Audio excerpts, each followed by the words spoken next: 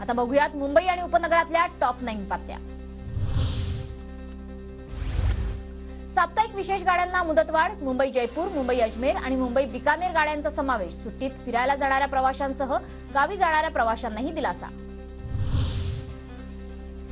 मोनोरेलची प्रवासी वाहतूक संख्या आणखी वाढणार। MMRDA कडून 10 मोनो ट्रेनची खरेदी, 2 मोनोरेल मुंबईत दाखल। म्हाडा भूखंड वाटपातील बेकायदा लाभार्थी अडचणीत। भूखंड वाटप योजनेतील गैरव्यवहाराच्या चौकशीची उच्च न्यायालयाकडून दखल। पालघरच्या देहराजा नदीवरील पूल कमकुवत। पुलावरून अवजड वाहतूक पूर्णपणे बंद। पुलावरील वाहतूक बंद असल्याने मोठ्या प्रमाणात वाहतूक कोंडी।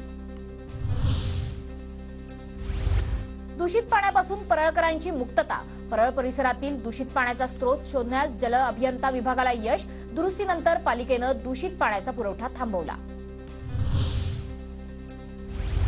एप्रिलपासूनच बाजारात केशर आंबा दाखल झाल्यामुळे ग्राहकांना हापूसला केशरचा पर्याय उपलब्ध। बाजारातही हापूस आणि केशर आंब्यांची स्पर्धा। कल्याणमधून भाजपचा कार्यकर्ता राकेश जैन अपक्ष निवडणूक लढवणार। महायुतीकडून कल्याण लोकसभेसाठी अद्याप उमेदवाराची घोषणा नाही।